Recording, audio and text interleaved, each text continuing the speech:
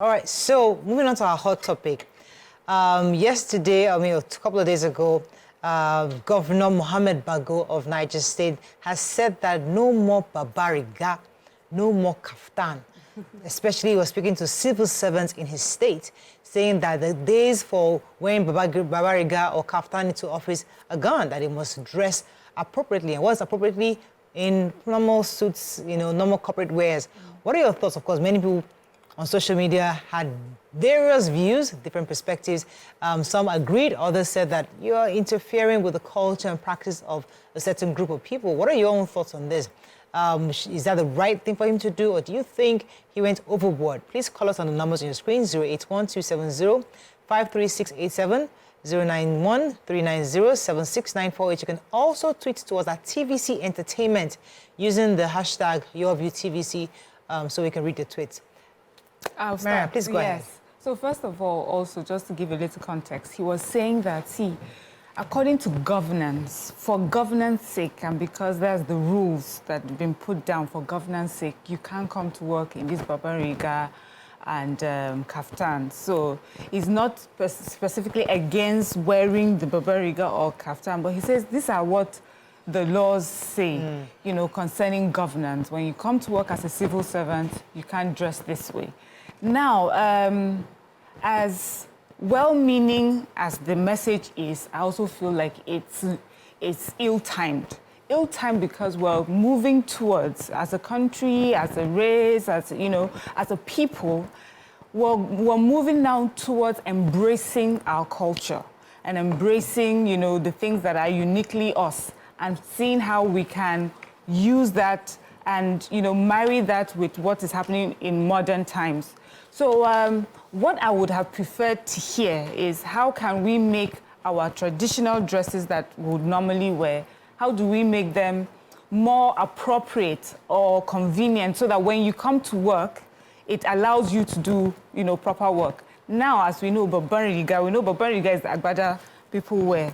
You know how that I can imagine how cumbersome that can be. Sometimes you have that, you're writing papers, you pack it with your Babanriga, you pack it, it drops off. Like the fools now. That's Babanriga. Yeah. That's Hausa for Babanriga. Big riga, big cloth over it. Kaftan is with the shirt and bottom. So he's saying that, that's not what governance, in running of government, you can't wear that.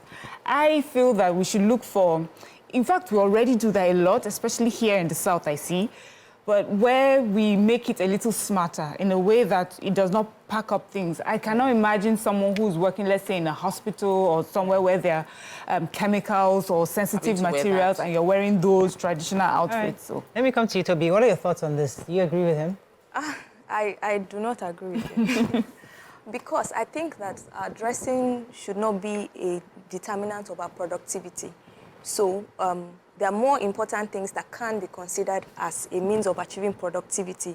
Dressing, yes, I know that there's some instances where maybe engineers would have to dress in a certain kind of overall.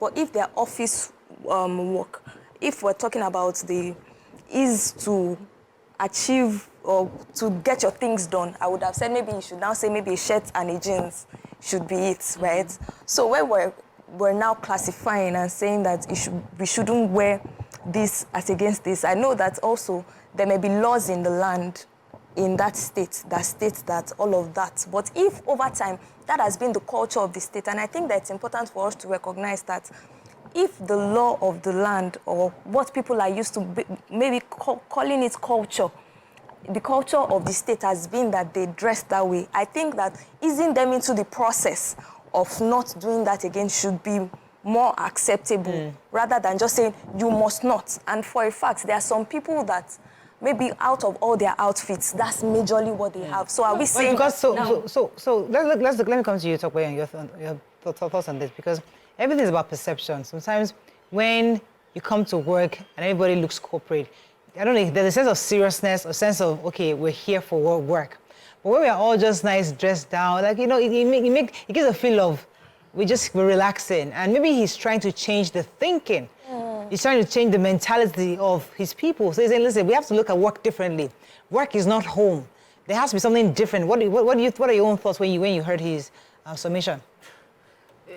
I have to just think of colonization. Colonization. Until we break out of it, we would continue in this circle. And the truth is, we need to look at countries who were colonized and have been able to still hold on to their culture. Case in point, India. So, wardrobe, our dressing tells a lot about us. India also had to battle it. They had to redefine what formal outfit is, because if you were colonized by the British, your formal outfit is a suit. But is a suit appropriate in the north? No. It is not in any way appropriate in the north to wear suit. Even if you have AC in your office, the person will go outside. It's like when we're wearing outfits that suit their weather and does not suit our weather. So we need to redefine what formal outfit is, and it is not a case of what you wear that will determine if you work or you don't work. I also think that usually when something is already a law, and they want to start implementing it, people are a bit uncomfortable with it. So he was saying that this was already the law, and going from the new year, we will now be complying with the law. I feel that laws are made to be reviewed. I also believe strongly, because I know that the kind of heat I'm experiencing in Lagos, if it is in any way close to what they were experiencing in Niger State, that already in December, I'm worried about what the weather would be like, and I think it is important we dress appropriate for our life experiences in Nigeria. So, number one, I am not a fan of the governor's statement. I feel like it does not conform with our culture. Number two, I feel that what we call formal wear needs to be redefined over and over again based on the environment you find yourself. And number three, I feel like the social media feedback that he got should make him also do another video to explain his intention. Because I hear Mariam trying to explain, okay, Babanriga is usually very cumbersome and might be complicated. We all know if you work in a lab, there's an outfit for lab. Engineers have their outfit. Doctors have their outfit. He wasn't talking to doctors, engineers, or those whose work, occupation has a specific uniform. He was talking to civil servants who come to work. Okay, I'm happy that you even went there, because there have been conversations that have happened in hospitals where some people believe that their traditional and religious outfit should come before the professional outfit. And it has caused like tension. Mm-hmm. Your religious or traditional outfit is not safe to wear in this environment. You should look for something else. You should wear something. So and many people always see it as an attack on their culture, as an attack on their religion. But sometimes it's just to say we need to find a better way to do this. For me, this conversation is about marrying both. We are Nigerian, or I'm Northern, or I'm Muslim, or I'm Hijabite, and this is who I am, but I work here. In what way can I wear my outfit, my cultural outfit, that also respects the working environment without too much taking away from my identity or taking away from my beliefs? I think that's what this conversation is about. Now, about what he said and the feedback he got, many people did not like it because they felt that, as usual, here are Nigerians looking for how to be more Western than, even the West. But it's also good that it happened, and on the scale that it happened. Then now we can have the conversation going forward. Yeah. What should be appropriate dressing for the workplace? We love our outfits. Yeah. There's nothing wrong. In fact, all the time. But sometimes, whether we like it or not, let's be honest, there are some things that we wear that are inappropriate. Yeah, they just don't fit in that space. On like when we do like our Christmas shows and holiday shows and we wear the gilets and everything, can we sustainably do that every day of the week? No, we cannot. But now we have where we are wearing our Ankaras in skirts or in jackets, and it's not to be more Western, but also just to be more appropriate for the work environment. I get that. I agree with what you said about the fusion. We have to find a way to bring that thing together. However, there's always that. I was using the word perception earlier because I want to also see how it is seen. So perception also is about the mind.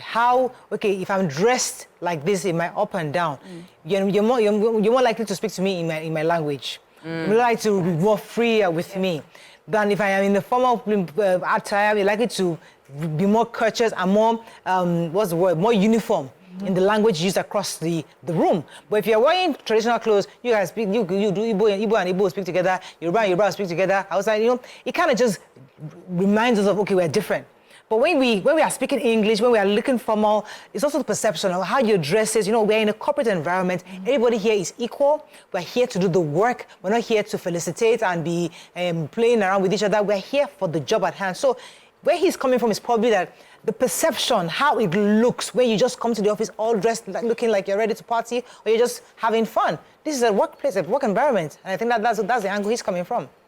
So I get you, and that's why I said the governor, based on the feedback, should readdress the situation, because I like to give people the benefit of it. I don't know the governor personally. I've not lived in his state. I don't understand the intricacies of the challenges he's facing within Let's the even take ministry it outside the state. that he's trying to deal with. So for Nigeria, across Nigeria, we sort of have this thing of dressing down on Fridays, where we do formal on Monday, Tuesday, Wednesdays.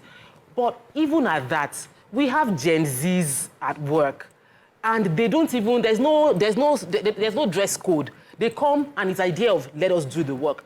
When banks were struggling with this is suit and tie, they had to create a wardrobe flexibility for their IT sector, because they know that the people in this industry tend to dress in a casual way. Their work doesn't involve front desk. They're not interfacing with people, and so they can wear whatever they want to wear as long as our IT department is functional. If you like, come dressed anyhow. Dreadlocks were not allowed, but IT guys within the banking sector have locks. So there are flexibility. You have to take in cognizance. You can no longer say flat rule for everybody. We no longer live in that world where you say everybody black and white. No. You say, okay, you are a woman, you can do this. You're a man, you should do this. You are in the front desk, you wear this. You are in the back room, you can wear this. Like, every situation should have different, there's a word they use where in modern terms now, they will say, it should be reflective. I can't find the word. Inclusive. We should be inclusive. There's this word about inclusiveness that if I am here, I should be seen. I should feel like you're seeing me. Let me go on a short break. When we come back, we continue our conversation. Stay with us. We'll be right back. Thanks for staying with us. We're still discussing this matter. And I know somebody was saying, I think in some of the messages I read, that why must we force people to wear suits in this hot sun? I think everyone said that. I'm thinking even our Babanriga kaftans, they're equally hot. Even the women that wrap, they first wear the underneath, double wrapper, and then they put over the shoulder. And I think we are equally hot. So we can't use weather issues to say you have to wear this kind of outfit. But I think it's all about what you think is appropriate. Because I feel that, just like you said, there are different groups, different rooms, different offices for different attires, and we must be able to know which fits where. But when a governor of a state or across the country is saying, this is what I want you to look like, this is what I want you to, this is how I want you to work, why do people have a problem with that?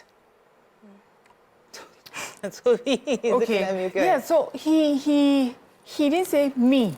He said according to the laws of governance. If you're in Nigeria and according to the laws of governance, this is how you are expected to dress. Now, should we change that law of governance? Yes, so I am saying in this time, he should say it differently, because we're looking to be more Nigerian in our outlook, in everything. And so we need to be having a conversation on how do we dress Nigerian in a corporate environment? How do we dress Nigerian and still be business smart? You know, even the Western outfits, they still have business or corporate outfit, they have casual outfits. We need to be able to define our own traditional outfits too. What is casual, what is ceremonial, and what can be appropriate for corporate environment. And I think that's where we need to go. And I'm seeing a lot of our fashion designers and, you know, a lot of people in the fashion industry, they're doing a lot of that. But I feel that is something you see more in the South. The South has embraced our fabrics, but in styles that, you know, some people would term Western or just more modern. The North seems to be very, as we know, they're quite conservative. There's a pride in how your outfit looks. That is a Babanriga. There's a pride in that. There's a pride in the long jalebia and the kaftan. But we're asking to be honest. If we're supposed to work in some environment, like some of the ones I mentioned earlier, in a lab, in a hospital, you know, as a doctor, would you prefer to see your doctor come in, or in the ICU ward, come in his Babanriga, or would you like to see him in scrubs? And what kind of scrubs now should we look for to make it more Nigerian looking? Should we use more of an Ankara outfits, you know, fabrics? So that's where I would say his conversation to lean towards. But to be honest, there are some of our traditional outfits that are just not appropriate for some corporate environments. Certainly. Let me take this call. Good morning. Are you there? Yeah, good morning. You're live. Go ahead, please. Good morning, ladies. First-time caller. Welcome to the show. Yeah, just like a write-up I put up this morning, there is something wrong with Nigerians, colonial mentality, this colonization. We need to break off it. What is inappropriate about our dressing? We should have our own, you know, we should embrace our culture, embrace our dressing. We can't move forward if we keep relying on this Oyinbo thing. For God's sake, we are Nigerians, we are black people. So having Babanriga to the work has nothing to do with your productivity. It has nothing to do with it. We keep relying on this colonial issue. I'm just proud and sick, proud of this. All right. Thank you very much, Mr. Okubanjo. I appreciate everything. We're going to be wrapping up on this, but I want to give to be another moment to say a few things before we wrap up. Okay, and I think that for conversations like this, if we're able to say all Nigerians, I think that would be unfair because some states are actually more exposed regarding dressing. So for a Lagos state now, if conversations like this come up, nobody is going to say...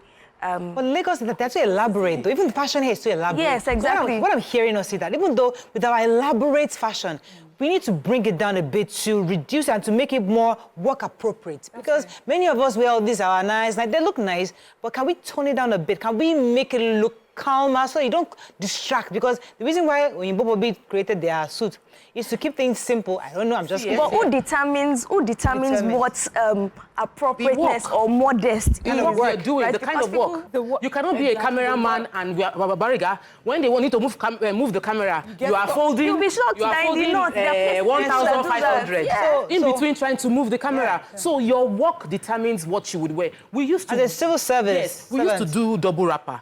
And in modern times, we modernized double wrappers. So they do skirts. And then they tie one wrapper. Now, they don't even do the skirt, and then they will do a wrapper that will be like, it will still have the look, but it is not one skirt. It's still just one skirt, and it's not even a wrapper anymore. So, Benin people used to tie velvet wrapper. It is heavy. And it's hot. And hot. Now, they moved to doing, what do you call this fabric? The Igbo fabric, George. Yeah. Then later, they just do a dress that would still be you can put your beads there. We keep... Our culture is constantly evolving. So, as life changes too, we evolve. When we're much younger, when women sit on bikes, they will sit across on the side. On the side because they've tied their double wrapper and they can't see properly. Now the world has changed. They are very tight under and they're sitting astride the bikes. In a bid to say our culture is evolving, we are eroding. There are some things that stand as the standard in, for example, the Benin culture, which is the two wrappers. It will come a time where in maybe another 100 years, we'll find out that those things don't exist again. And it's all in a bit to just move with civilization. We have to wrap up on this because I have a guest. But that's all we can take on this segment. But I need, in a nutshell, really, it's all according to where you work, what you do. And we should also find a way to infuse both the Western culture and our culture so that we have, we can still have some kind of identity in the workplace.